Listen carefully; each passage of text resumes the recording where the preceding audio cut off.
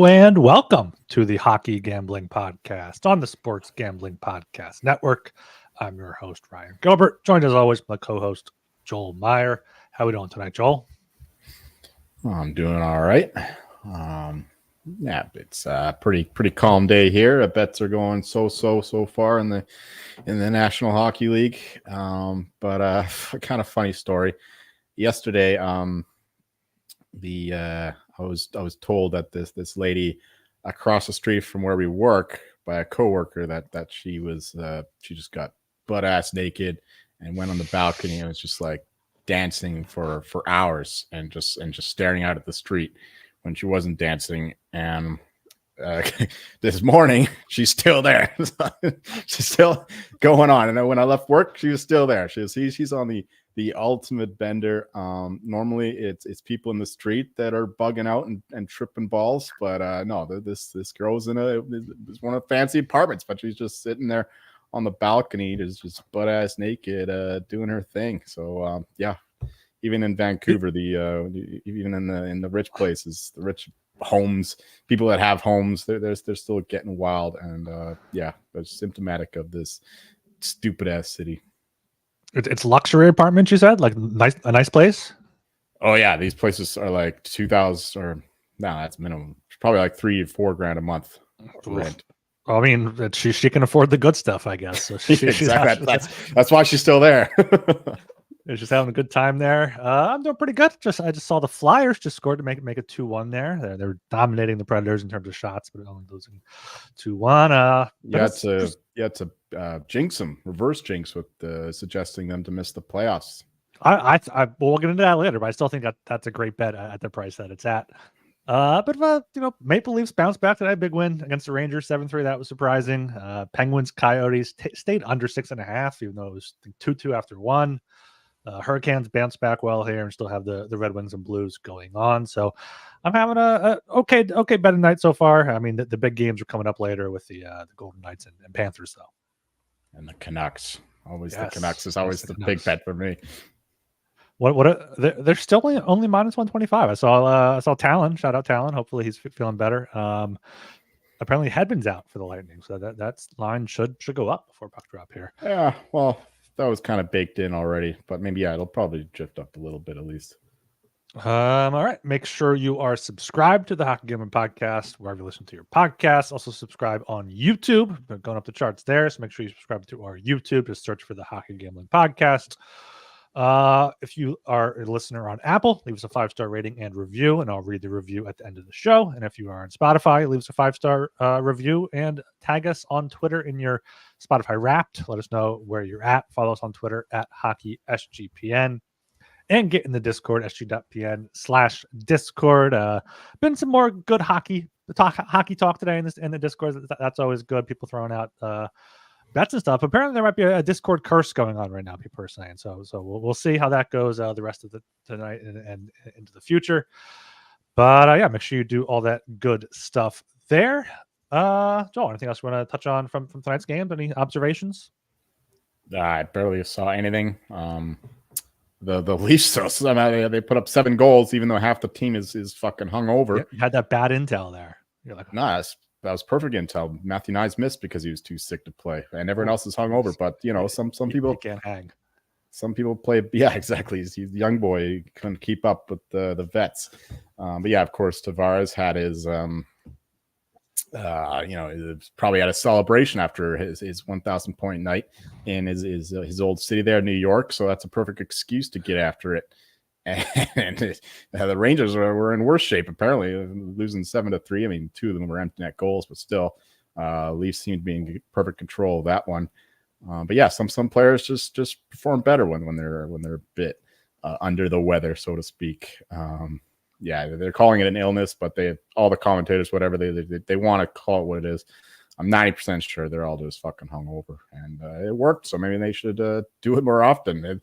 Isn't that what that's what what's his name?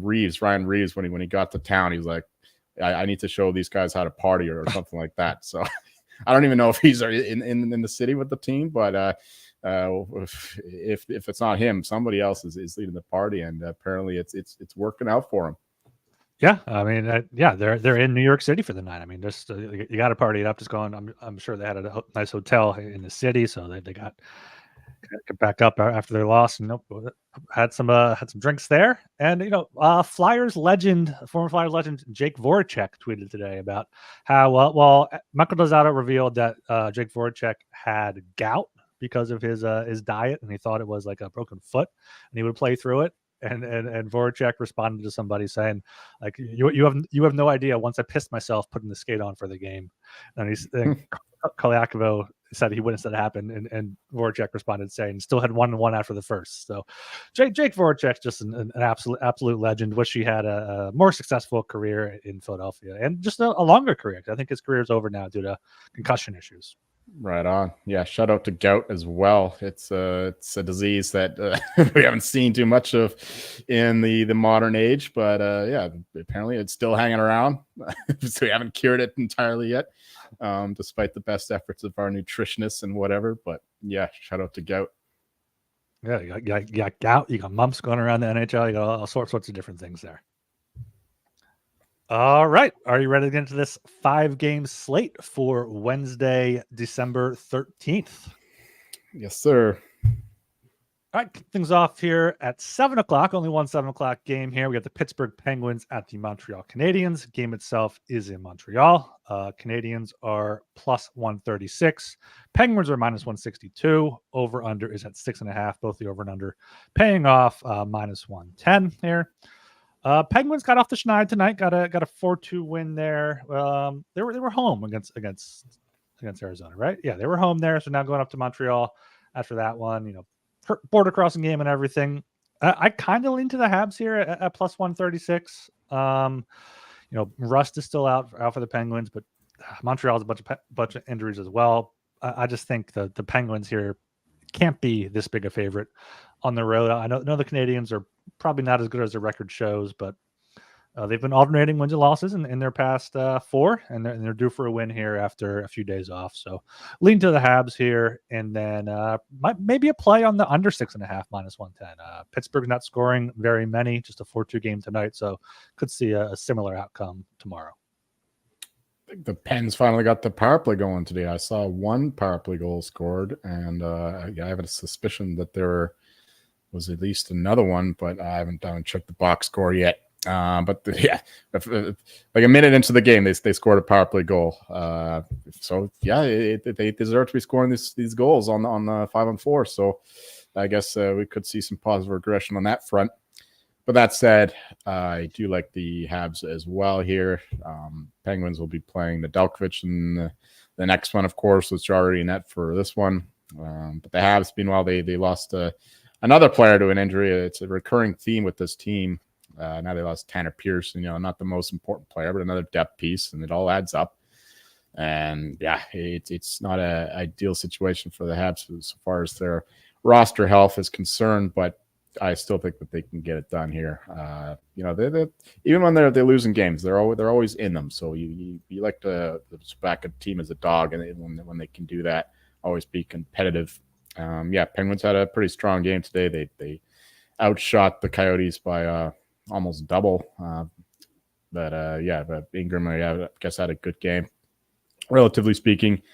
And I still think the Canadiens will be the play here at plus 135 or so. The Penguins had the nice game after the Dubas threatening speech to the team, to Mike Sullivan in particular. Plus, they had the players only meeting.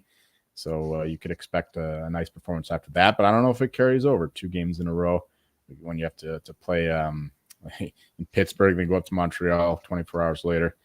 I like the Habs here quite a bit. And I think the under is a decent look. Although, of course, with Nedeljkovic in net, it's a bit scarier than with Jarry, who's been pretty damn solid. But the Habs, they've been playing more structured defensively this season. They're not the crazy ass go up the ice north-south hockey that they were. Not quite as much anyway last year. The under is I guess a lean as well, but stronger play would be on the Canadiens. All right, going down to the 7:30 time slot here. We got the Boston Bruins at the New Jersey Devils. Game itself is in New Jersey. Devils are minus 115. Bruins are minus 105. Over under at 6. Over paying off minus 125.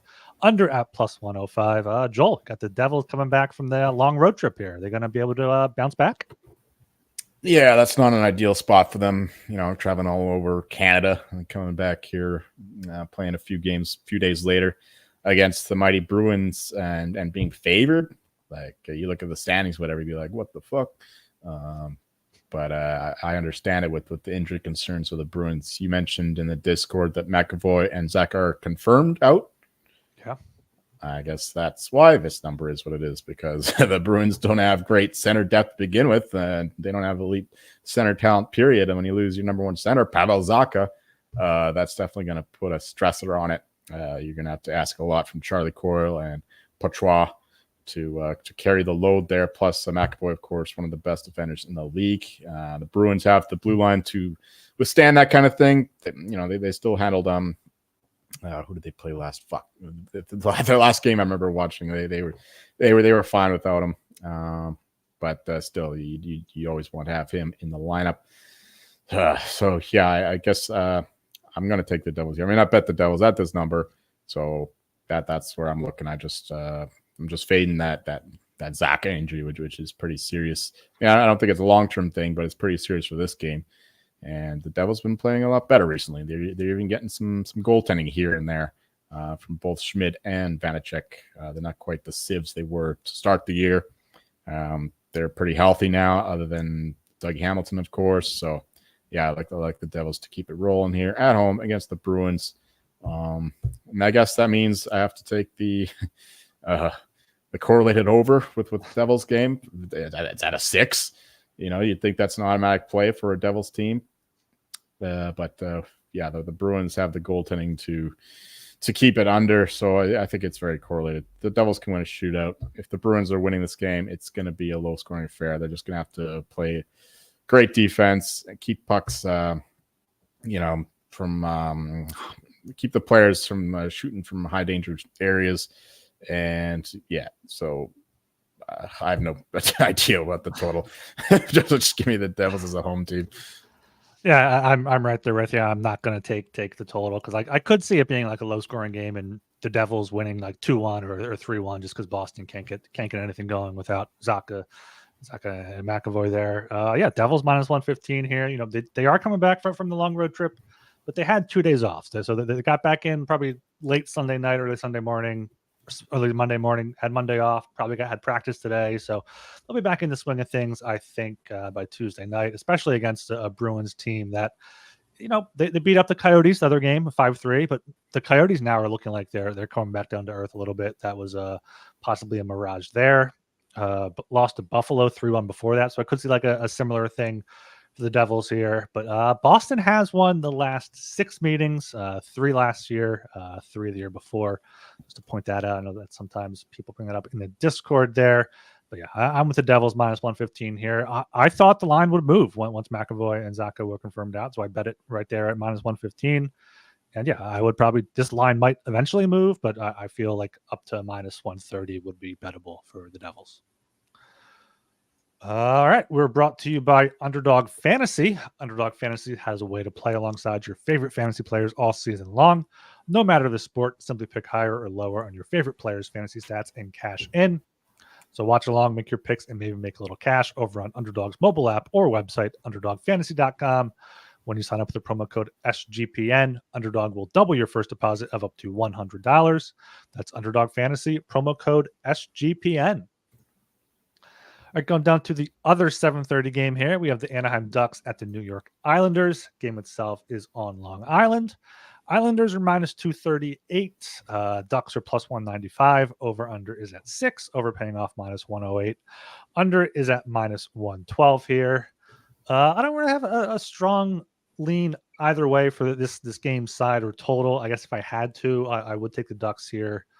As road underdogs, I know they've been bad recently. A lot of that without McTavish, without Zegras, without Drysdale. I think they're traveling now, and I think McTavish is questionable for Wednesday. But it's also more so just the Islanders have a horseshoe up their ass recently, winning 3 straight, and including 2 in overtime against the Kings and Maple Leafs. They've won 5 of their past 6, and they have not deserved those outcomes here. So I can't back them at minus 238. So I'll take Sprink on the Ducks plus 195. And then I will take the under 6 at minus 112. The Ducks games have been going under, and I feel like if they're going to win this one, it'll be a 3-2 type of game. Yes, it's tough to back the Islanders as this big of a favorite. Yeah, you mentioned their games being, or their wins being somewhat undeserved. I guess I agree with that, but at the same time, you have to expect the goaltending to improve at some point. But I mean, we've been saying this all season. Like Sorokin's got to get better. Shesterkin's got to get better. Shesterkin had another dog day against the Leafs tonight. They're just not doing it right, and they're being outplayed by their backups. Both New York teams. You almost wonder how long before they lose the starting jobs. Of course, you would never do that to Shesterkin and Sorokin after how well they've played the past couple of years. But still, if you're consistently being outplayed by your backup, then you got to consider all options, especially with teams that are well, the Rangers aren't fighting for the playoff lives, but the Islanders certainly are. They're right in the middle of it in the Metro. But the Ducks, you understand why they're $2 dogs here on the road against New York. They've just been brutal lately. They've won like 2 games in the last 12, something like that. It's not looking good for the Ducks. Mason McTavish, if he comes back, that's a big deal. He was one of their better players when he was healthy. Big reason why they started so hot.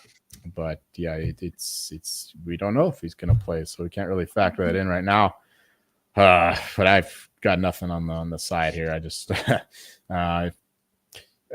if you do an Islanders money line under 7.5 parlay, that's what I would try out. I mean, I had that in the bag against the Sharks. I think it was a week ago, and it was 4-1 with like 10 minutes to play, and the Sharks scored fucking 3 goals and then they won in overtime anyway.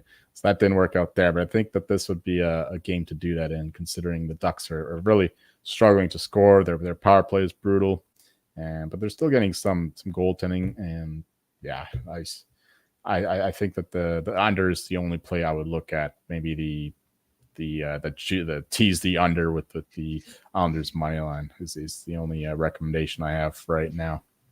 Yeah, it looks like Isles money line under 7.5 is minus 124. So I feel like that's a decent price, because I feel like if they win, it should be under 7.5.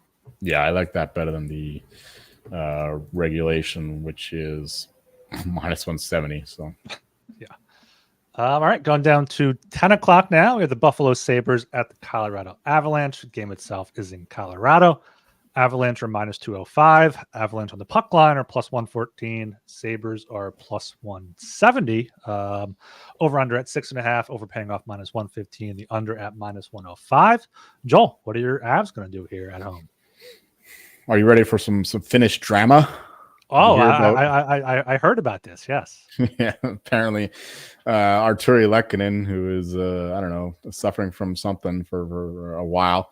His dad is a hockey commentator in Finland. Wrote a piece or something calling out that Mikko Rantanen's preseason training or his summer training was not ideal. He was out of shape. Basically, just calling him a fat ass. He was lazy and all that. Maybe Rantanen's like more than a point per game through 20 odd games, whatever it is. So I think that's okay. Rantanen apparently read that piece and totally out of the blue in the post game interview was like, if you talk shit, it's going to come back at you. Because he was like boasting about his goal and an assist in this game against the Flames, which was a hell of a game, by the way. That was really special. Tanev going out early on. Avs took an early lead. Flames came back. Flames took the lead, 2-goal lead.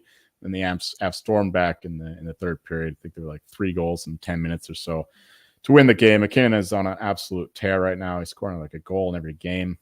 You see his heart odds start to drop finally. And these are pretty goals he's scoring as well. But yeah, the Avs are not rolling. We can't call that one game as a roller, but they've been struggling against some bad teams, losing to the Ducks and the Coyote or the Flyers. I guess Flyers are not a bad team, but still, you expect the Avs to beat them. at home as a minus 230 favorites, whatever they were. So yeah, that's good to see there. Getting the win against the Flames, of course. The altitude really helped them out there with the Flames dying in the third period, especially without Tana for most of the game, playing with 5 D-men. But yeah, for this one, I expect more of the same. Avs should be able to crush the Sabres here, who've been fairly toothless this year offensively. Goaltending's been suspect as usual. Defense is really the only strong point of this team right now. And yeah, the Avalanche are, you see their lack of depth still, but the third line has been really rolling, especially Miles Wood has been great. And Ross Colton, of course, hard worker. And yeah, they're probably outplaying the second line at this point. Yeah, Avalanche are healthy. I like them to win this game. The regulation price is minus 145. That's what I would look at.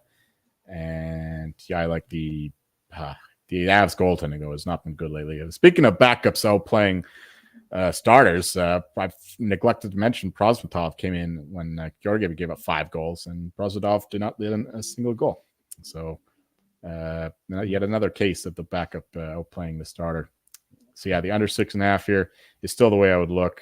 I mean, the Avs are playing a lot of over games lately, but a lot of it's just bad goaltending and like coming back from deficits. And I think if they get an early lead, they can shut down the Sabres and win this game like a 4-2, keep it under that 6.5. So that's the way I would look. Also, Prosvetov is still rocking the Coyote. What do you call it? The Kachina, the Coyotes logo. I think he broke his mask against the Flyers and put that one on. Oh, that's what it was. Oh shit! Yeah. I thought he was wearing it the whole time. Okay, never mind. That I was gonna say this fucking guy is so weird, but no, that makes more sense. It's just a backup mask. But yeah, Avs in the under. Yeah, I like the Avs here for pretty much everything you said there. I took the Avs -1 at minus 150 just in case they go into overtime and win. But looking at it now, 16 of their 17 wins have been in regulation. So I feel like regulation at minus 145, as you said there, is the better play. Don't hate the puck line at plus 114. The Sabres, they've been up and down recently. Beat the good one against Boston. Beat the Coyotes. So I feel like we're kind of frauds now. And they've lost some blowouts recently. 3-5 to Detroit, 6-2 at Carolina, 6-4 at St. Louis, who's bad, 7-2 at the Devils. So when they don't show up, they don't show up. And I feel like the Avs have significant home ice advantage here. So I think Avs regulation is the best play, minus 145. But don't mind the puck line or using them as a parlay piece if you're into that. I'm going down to the final game on the docket. We have the Winnipeg Jets at the Los Angeles Kings. Game itself is in LA at 10:30. Kings are minus 180. Jets are plus 150.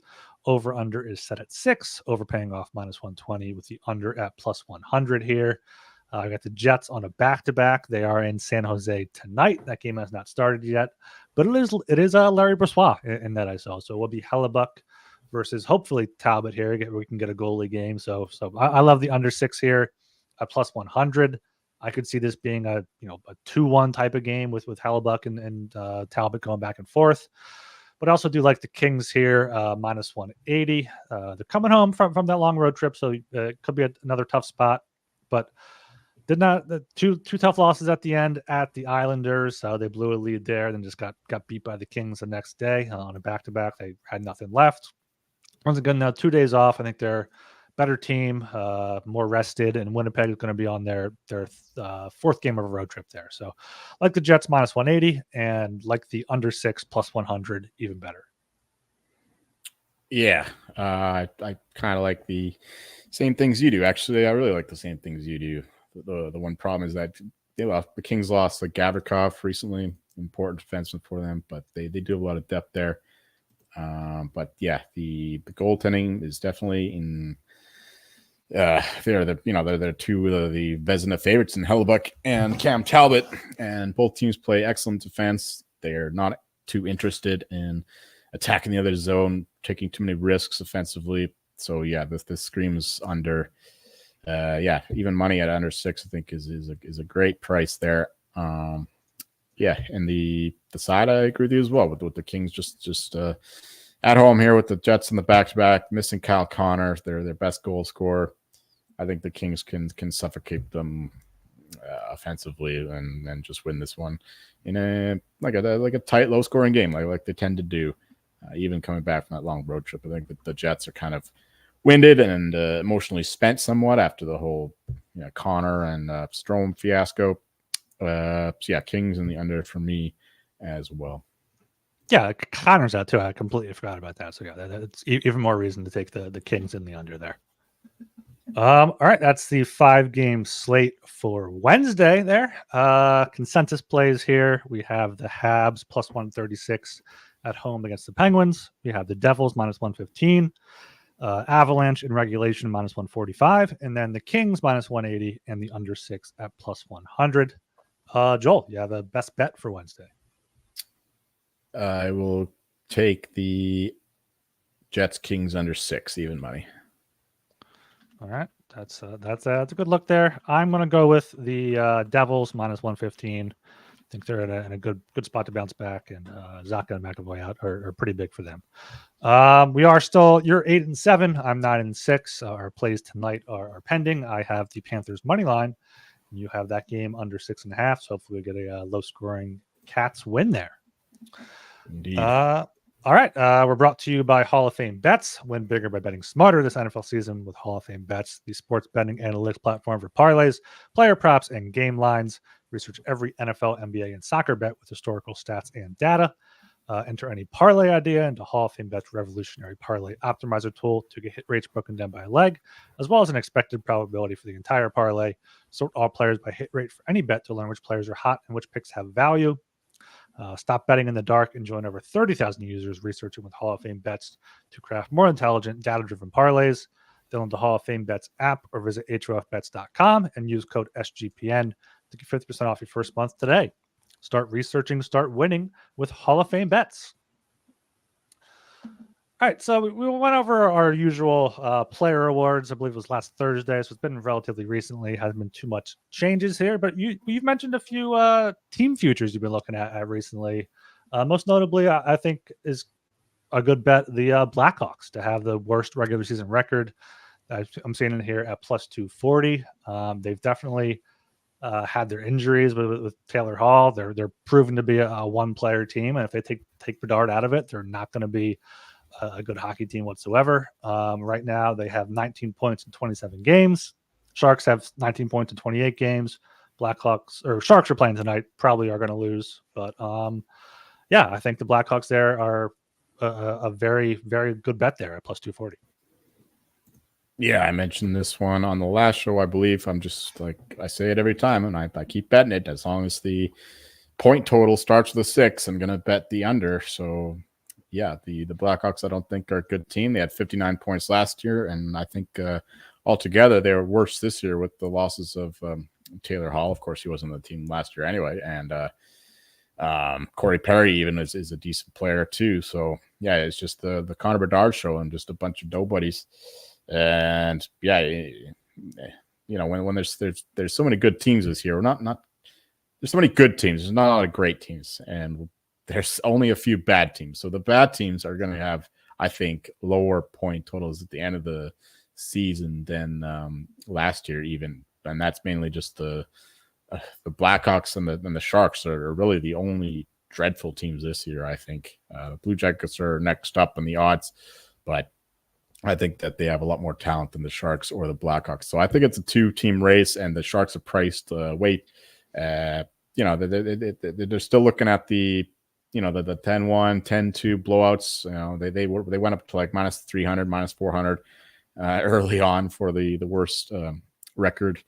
But obviously it's come back down a little bit with the Blackhawks struggling, and then the Sharks going on a roll. But I think it's not too late still to get on the Blackhawks now at $2 or better, plus $2 or better. It's just not a good team. And I know they played a tougher schedule than the Sharks have so far. Actually, they both kind of played tough schedules, but it's really between the two teams. And if it's more of a coin flip, in fact, Dom has the Blackhawks finishing lower than the Sharks this year. So in a 2-team race, you're going to take the plus 240 dog. And it's just the Sharks are actually coming together. I think they're better coached than the Blackhawks. Luke Richardson is just letting Bedard do whatever he wants, whereas Quinn is actually a proven NHL coach. We don't know who Richardson is yet exactly. Sharks have better goaltending, I think, with Blackwood having a number of outstanding games, keeping his team in it when they were absolutely putrid in front of him, namely against the your Flyers and against the Oilers in that game, that notorious 7-unit loss of mine.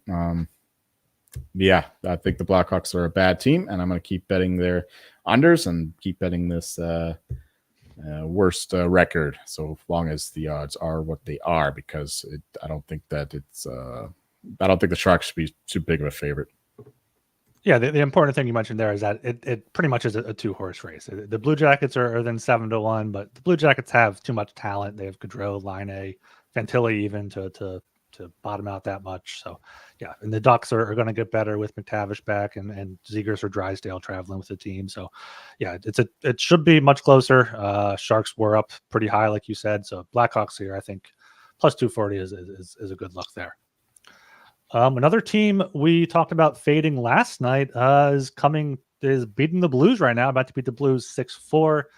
The Red Wings, they're currently still in a playoff spot in the Eastern Conference with 32 points in 27 games.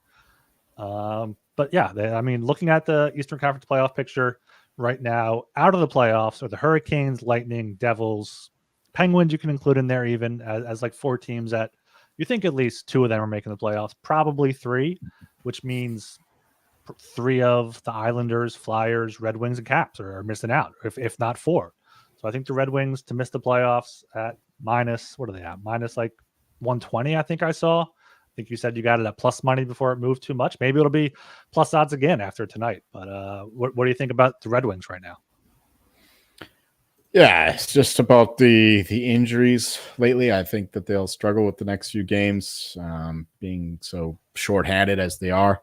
Yeah, it's more of they got a short-term play that'll pay fruit in the long run. But also, yeah, looking at the standings, there's just so many good teams around them. You expect the Lightning to play better on the road at some point, but we've been saying that for a year and a half now. And they still struggle, although right now they're currently leading against the Canucks on the road, so that's no good. But the Red Wings, they're behind the Leafs, behind the Panthers, behind the Bruins. I think the Lightning will pass them. I know they got a couple games on hand on them, but they're only I guess they're up by 3 points now. But yeah, that's way too tight to call them in an even race there. I think the Lightning are a much better team overall. They have the experience, they have the drive, plus they tend to put it together at the right time of year. Plus they were playing with Johansson behind them the whole season mostly. So yeah, I think that the Lightning find a way to get up ahead of the Red Wings. And yeah, you look at the Metro, I don't see how we don't get at least 4 teams in between the Rangers. The Hurricanes should find it. The Devils should find it. And then we get the Flyers and Islanders hanging on. Capitals, I think, fall out, but you never know with this Capitals team. They keep surprising. They might have something there, and they appear to be buyers. I mean, they just brought in Ethan Bear to, I think he's a right-handed D-man, to help them out in that respect. So the Capitals are, they're going all in for Ovi. That makes sense. They're not going to be tanking, so they're going to be fighting tooth and nail to make it in the playoffs as well. So I think the Red Wings are the team to look at for the last one out. I think maybe in like the 9th spot is their likeliest result. But like I said last night, 60% chance of going out, so that's a lot better than minus 110 implies. But of course, you should be able to find a little better tomorrow after their result gets baked into the line, their win against the Blues, that is. So yeah, I think the Red Wings to miss is still pretty decent considering how many good teams there are in the East this season. Yeah, and like you're basically betting on two of Carolina, the Lightning, and the Devils to pass them, because like the Bruins, Panthers, and Leafs are not giving up the top 3 spots in the Atlantic there. So I feel like that's a good bet there. Another team I feel like to bet to miss the playoffs that I mentioned in the Discord, you mentioned the top of the show. Flyers to miss the playoffs now is down to minus 230. I know that's only around 70% to happen. And, maybe they have a better than 1/3 chance to make the playoffs according to some models. But I don't know. I just feel like that line has come down way too much to where I'm a Flyers fan. I believe in this team, but I think Briere's plan of, they might buy and sell or sell and make quote unquote hockey trades at the deadline, but I think they can't keep this up. The goaltending is going to have to go down sometime, and they've had a lot of good injury luck. So if one or two of their top forwards goes down, I could see it. I could see the team crumbling behind them. What are your thoughts on that? Minus 230 to miss. I'm not laying minus 230. I have to be really confident to lay minus 230 this far out from the end of the season, and I'm not confident because the East, like I said, it's pretty wide open in terms of how many good teams are in there. I think the Flyers play better than the Capitals. They deserve to be above them. Hurricanes, that was okay. They're going to make a push. They're going to push them, but I don't know if the Islanders can sustain it. You said it earlier in this show that they're going to regress somewhat. Their last few wins have been somewhat undeserved, so they could fall out. I mean, I'm holding an 8-1 ticket for the Flyers to make the playoffs, so naturally I'm cheering for that to get home. But I've never bet them to make the playoffs at this point, but I'm certainly not going to lay minus 230 for them to miss right now.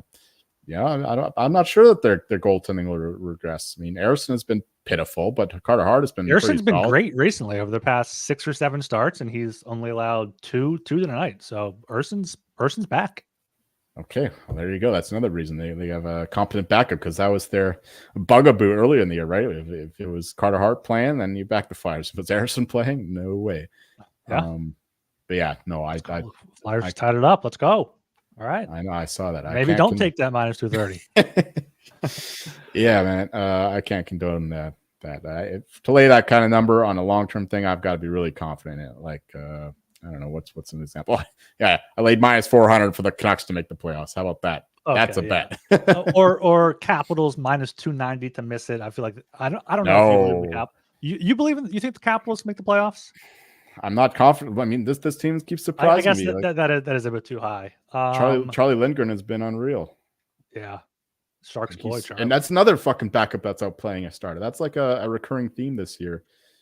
All these backups are beaten. Like, this is what I'm saying. Like, talent didn't believe me, but goaltending does not matter as much as it used to.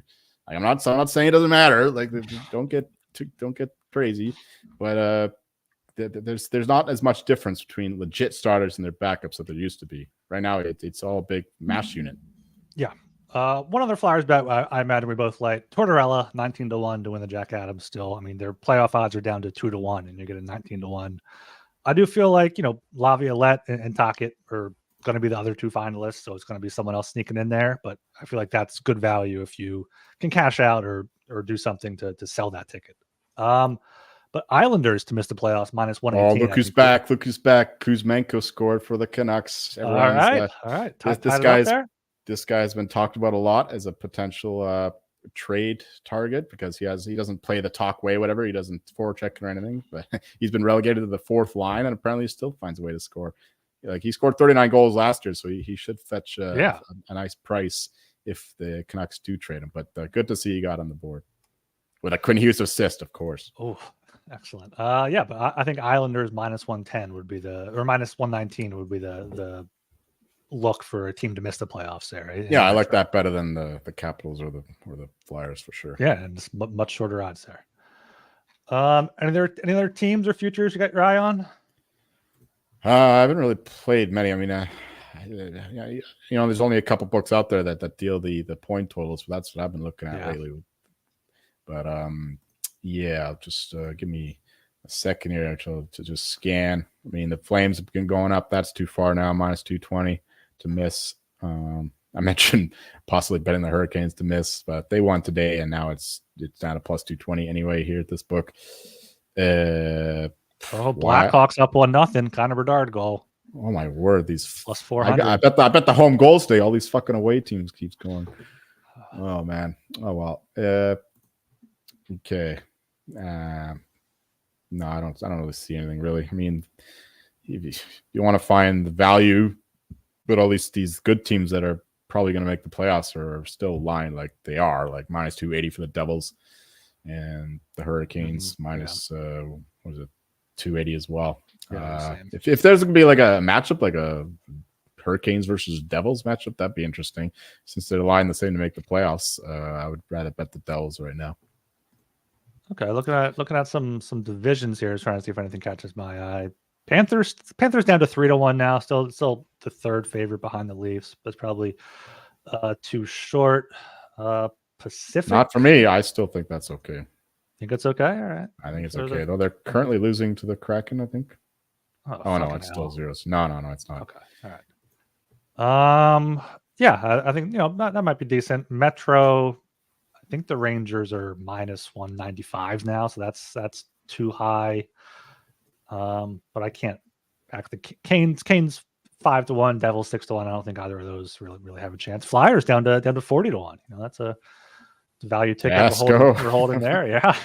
So yeah, I'm just waiting to bet the Rangers and just hope I don't know who else is going to catch the Rangers.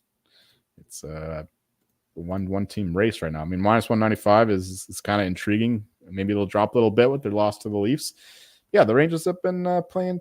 They've been struggling lately, and I don't think that Jonathan Quick's going to maintain his early form. And if Shesterkin never finds it, I think the Rangers could be vulnerable actually. So no, I don't think that the minus 195 is bettable right now, but hopefully the rest of the teams can make it more interesting, make it a race. And yeah, I think that's too high considering. I mean, they've been playing well. Don't get me wrong, with the balance of the season, but they've been struggling lately. Even though they're healthy now, they're playing. They were playing better without Fox than with Fox, seemingly, which makes no sense. But that's hockey for you.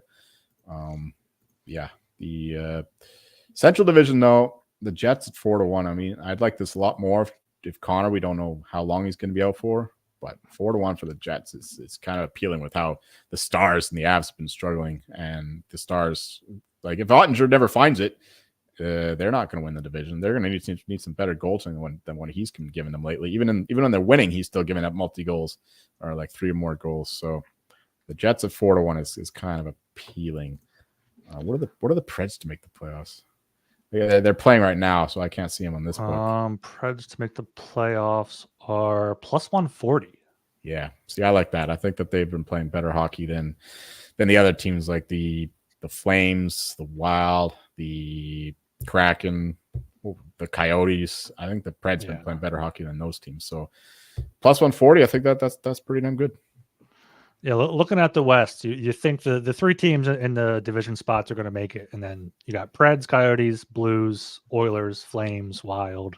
So I think the Preds can definitely hold on there. Coyotes, Blues fall down, Oilers go up. Yeah, I think that's a good look there. Preds plus 140 or better to make the playoffs. Yeah, I was going to ask you about the Central because like the Avs and Stars are both right there, plus 140, plus 160, but then it jumps up to the Jets, who apparently were 6-1 at another book at some point today, but I'm not sure if that's up to date. If we took only 4 teams from the Central and the Pacific, disregarding the points, I think that this is the likely scenario in the West. We got the Avalanche, Stars, Jets, Predators in the Central. Knights, Canucks, Kings, Oilers in the Pacific. I think that's the likeliest 8 teams to make it out of the West. I mean, I know the Coyotes and the Blues are ahead of the Oilers for now, but not for long. And I don't see any other team breaking those 8. So, I mean, that's how I see the West playing out so far as the regular season is concerned. Yeah, what's the Oilers' record in that over like their past hot streak here? They've won 7 in a row. 7 in a row. And even dating back and then they're 1-10 of their past 13, dating back to pretty much when the knob was introduced. So you got a fresh knob, and they're feeling good. I could use a fresh knob. All right. Anything else there before we close this out? No, I've said enough. All right. We'll be back on Wednesday, likely earlier than normal, depending on our schedule, but possibly Wednesday evening Eastern time. Possibly keep an eye out in the Discord there, sg.pn/Discord. We'll put the when we're going live in there sometime tomorrow. Also on Twitter at HockeySGPN. And of course, make sure you are subscribed to our YouTube. Just search the Hockey Game Podcast on YouTube to find us there. Leave us a 5-star rating and review on Apple and Spotify, and I'll read the review here at the end of the show. And shout out everyone in the Discord. Discord, it's been a lot of bad blood recently. A lot of just back and forth, but it's gonna be it's always a good time in there. So make sure you get in the Discord. Let's get back to being a support system for each other, like Talon preached last year, where it's a support system in there. So Yeah. let's get back. No more Finnish drama. No more. What I meant to say about the Miko thing is that like he was like, oh, one of our Finnish dads. He wasn't like, oh, this Finnish reporter. It was like the way he phrased it. And I saw it last night before I went to bed, and it was like people were like, oh my god, how could he say this? And I saw him like be like, no, it's fine. Like it's just like we're buddies. It's just he happens to be a reporter and he shit on me. I didn't like it. The Finns are an odd people, that's for sure. Indeed. All right, I am Ryan Gilbert. You can follow me on Twitter at rgilbertsop. I'm Joel Meyer, and you'll find me trying to look away or keep my eyes averted from Vancouver balconies when I don't know, Welfare Wednesday or whatever rich people get their checks and just going on absolute benders on just watch out. Don't come to Vancouver, please. Definitely not. See ya.